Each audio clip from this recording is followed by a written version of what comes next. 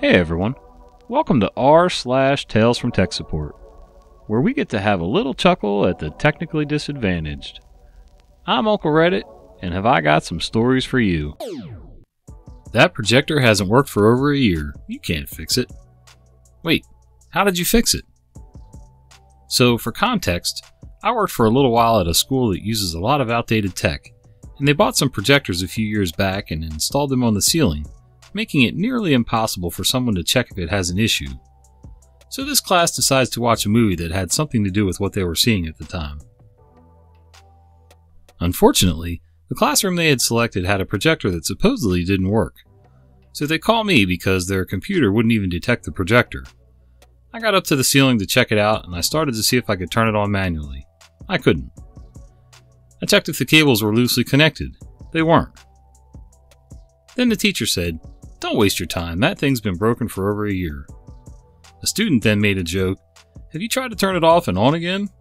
A few laughed, but then I remembered that these classrooms sometimes had a switch to turn on the electrical flow to the projector. I eventually found it on the side of the teacher's desk and decided to give it a flip. Wouldn't hurt to try. Turns out, no one touched that switch for over a year. The projector immediately lit up and it connected to the computer in a few seconds. Afterwards, the teacher just stared at me and repeatedly told me that it was broken and asked how did I fix it. Before leaving, I simply said, I turned it on. So how about it, Tex? How often do you actually come across a job that's that easy? I mean, it's not really easy at first because you gotta know what you're looking for, but overall it was a simple solution, just a flip of a switch. Let me know in the comments down below. Your hotspots are supposed to be a backup. So, remote work. Joy. About half of the staff were given hotspots as backup. After about 2 weeks in, we get a ticket from a user. User. I'm having issues with my hotspot. I think it must be going bad. Me. Well, let me take a look. Log on to Verizon Portal. Find the number associated with the user's hotspot. It's at 33 gigabytes out of 25 gigabytes. Unlimited limit. I inform the user that they have hit their data limit. User. But it says unlimited. Me. Yes, but if you look on the hotspot itself, it will tell you that it is limited to 25 gigabytes. Once you hit 25 gig, then you are set to a limited speed. It's unlimited data, but at a limited speed after you hit that 25 gigabytes of data. User. But I need to use this because I need to leave my home internet available for my kids to schoolwork. Me. Your home internet should be able to handle it just fine. Have you tried using your home internet at the same time as your kids? User. No, but I need another hotspot. Higher up user. So we work with them. Me. We can send you another one, but you really need to make sure you only use it if you need it. We recommend you only use your home internet before you use your hotspot. User. Well, I'm not promising you anything. Me, internally. Well, that's the last one you're getting from us. FYI, everyone was also given a rather large stipend for remote working as well. Me. Well, we will send you one more, but again, keep in mind that video meetings use a lot of data. User. Okay, thanks. I have some big video meetings next week. Me. Head meet desk. So we will see if the user has learned. I doubt it, but we'll find out. Yup. That guy's just being deliberately obstinate. So what's the new password supposed to be? How can I change my password if I don't know the new one? The title says it all, but I'll tell the tale. I work on an account that handles Tier 1 service for a major energy company. The people who are working right now are the people who keep the power going. Most are people who do some seriously dangerous and hardcore physical labor. They don't always work with computers or even have to. Well, they had to bring in a few guys out of retirement and of course created accounts so the field techs can log into the truck computers for their dispatch instructions. That means forced password reset for the first time logins. Cast. Me. Well, who the heck do you think it is?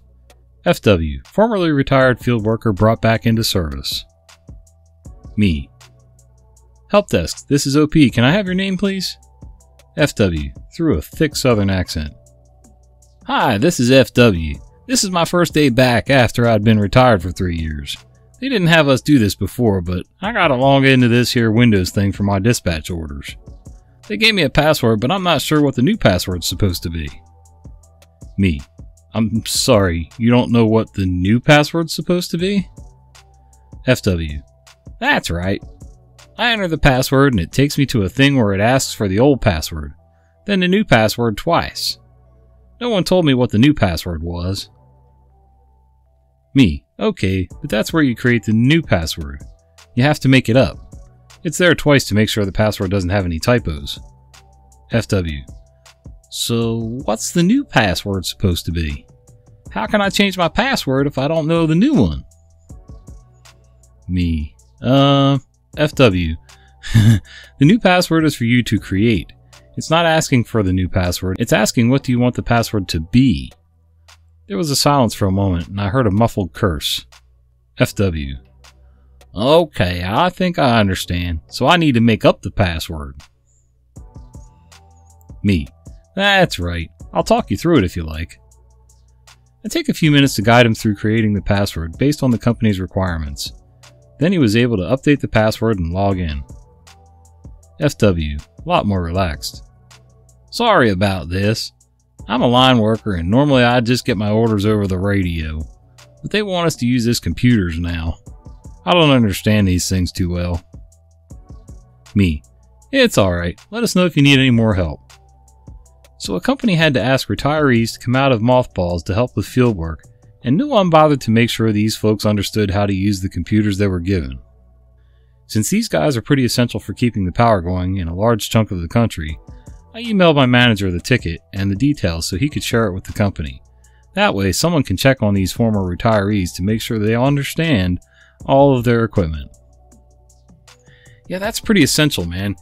If you're going to throw guys into the pit like that, yeah, they know their job, but now you've added a new layer of something totally unfamiliar. So a job that they should be able to do really well and with some sense of efficiency, now you just made things drag on even longer because now they have to learn new skills.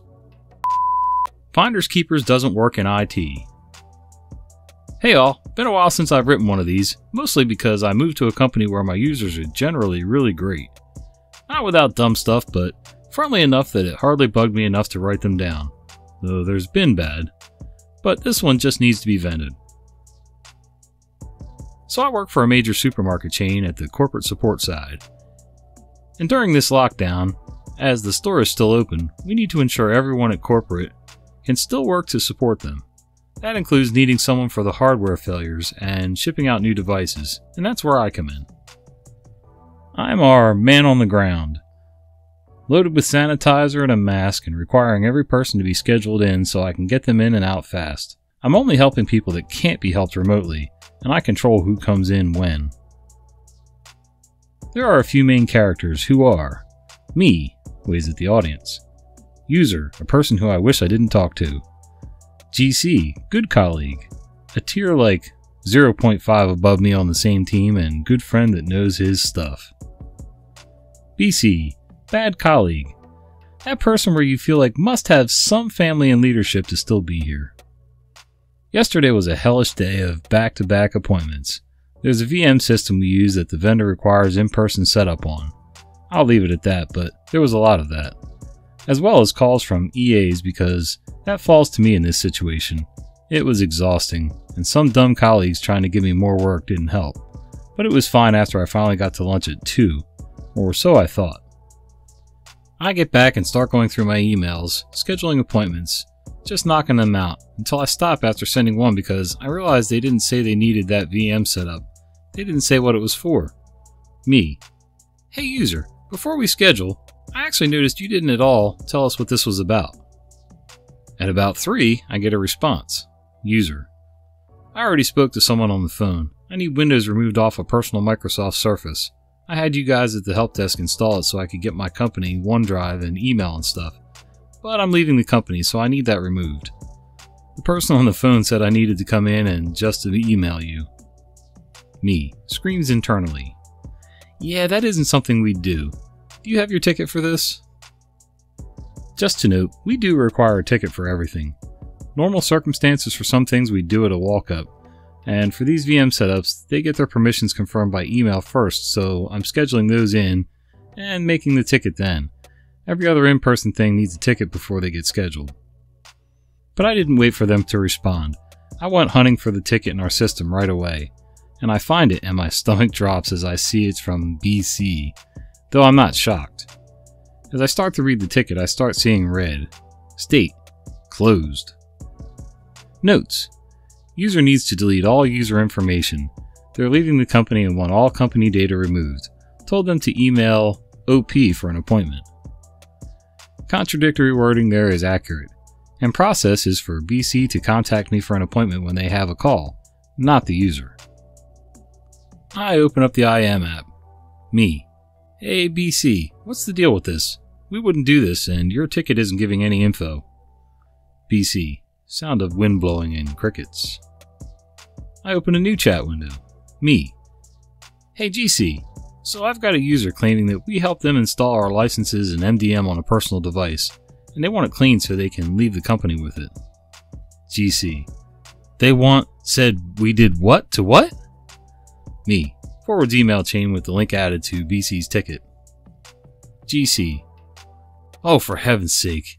Adds in others on his tier and emails user back for more clarification.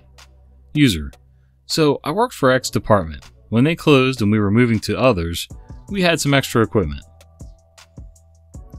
My manager said I could have this Surface to keep because it was an older model and we didn't need it, so it's been my personal device. But then last year I thought it would be good to use for some work things, so I had you guys reset up the management that had fallen off. As I facepalmed, I'm pretty sure I could hear all the upper level text now on this chain facepalm.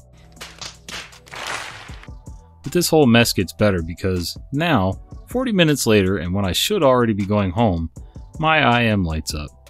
BC: sorry it wasn't clear, I'll call them now. Me: don't. We already have the higher tier helping coordinate this mess, so... BC: I have her on the phone now. I'm remoting in. What should I do? Me: adds GC to the chat. GC, BC, has user on the phone after calling them back. GC: I just emailed them this, but tell them that this isn't how device ownership works. Tell them they need approval from legal and from our VP since we own the hardware, and you can help them reach out to them.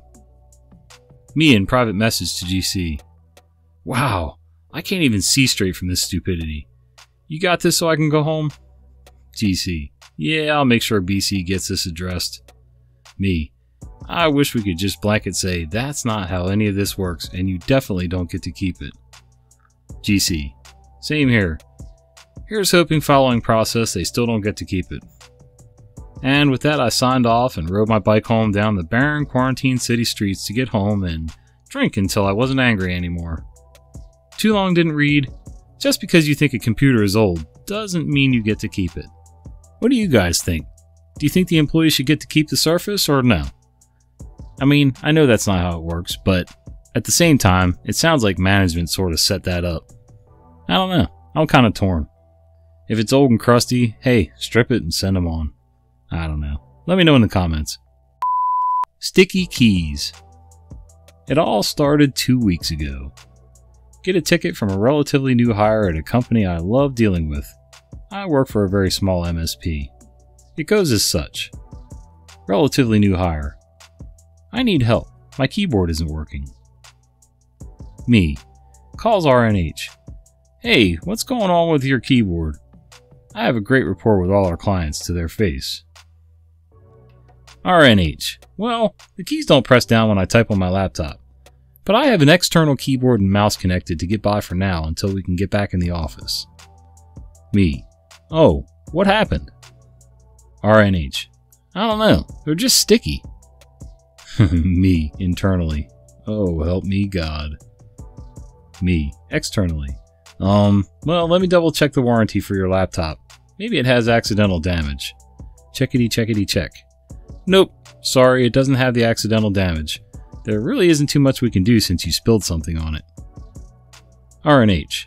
Well, can't you, like, take it apart and fix it? Me.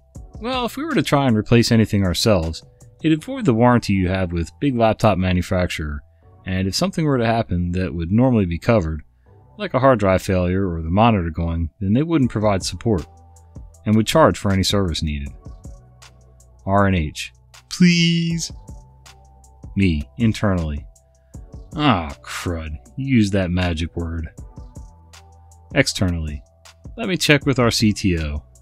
Did I mention we were a very small ISP? Yeah, the CTO is my direct boss.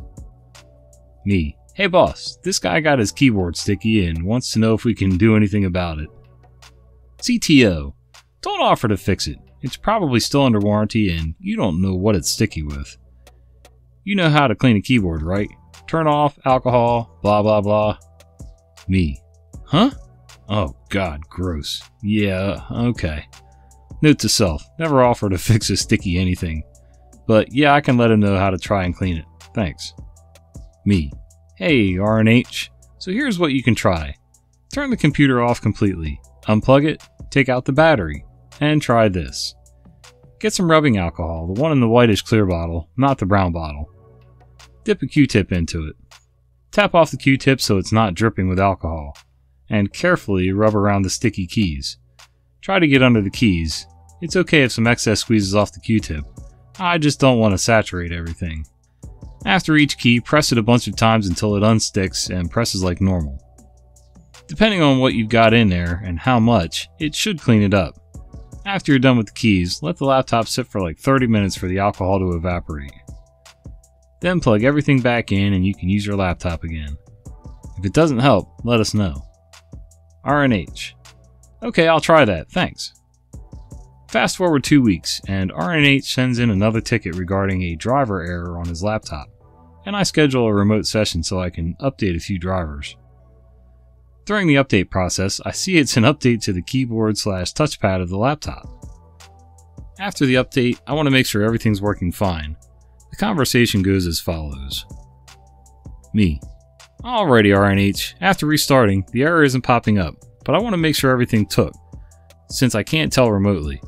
Can you confirm that you're able to type with the laptop keyboard, as well as the touchpad? R&H. The keyboard's broken, remember? I had the ticket last week, and it was sticky? Well, it's not working at all. Me.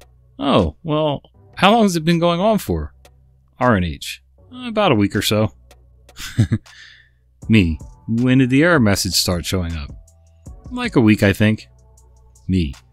Oh, well, maybe the update will have fixed it. The error you were getting was referring to the drivers for the laptop's keyboard and touchpad. It's possible that the driver was corrupted from an improper shutdown. R&H. I can't, the keyboard doesn't work. Me. Right, since the error started happening. So it's possible that the error was preventing the keyboard from working. I just cleared the error. It might work now. Can you try it for me, please? R&H. But the keyboard is broken. It won't work. Me. Okay. But it stopped working when you started seeing the error, and the error involved the keyboard and the touchpad. I cleared the error for the keyboard and touchpad, and I'm hoping that means your keyboard will now work. R&H. I can't. The key... Me. Board is broken, right. But it might be unbroken now. You know how it goes. The second IT is in front of your computer, the problem doesn't happen. I want to see if Schrodinger's keyboard is working. R&H. Whose keyboard? Me. Internally. Bloody hell, man. Externally. Sorry, it's just an IT freeze. I just want to see if your keyboard's working. Can you please just use your laptop keyboard and not your external keyboard? I just want to see if it works now. If not, then we'll open a ticket with big laptop manufacturer and see if they'll fix it. R&H. Okay, but it's... Me. Broken. Yeah. Maybe this fixed it.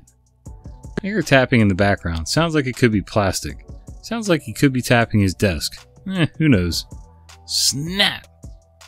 Me. What was that? R&H. One of the keys is stuck down now. Me. I see. Can you see what's making your keyboard sticky? Do you know what it was? R&H. Oh, I don't know. It's like clear and under the keys. Okay. Well, let's open a ticket with big laptop manufacturer and see if they'll just replace the keyboard and not really look into it too much. We might get lucky. Alright, H. Awesome, thanks. To be continued? Who knows? All I know is this mass WFH thing may cause sticky keyboards for users not used to working from home. Oh boy. How many of you guys and gals have ever had to deal with sticky keyboards? We'd like to assume that it's just soda pop spilled in there, wouldn't we? Never mind.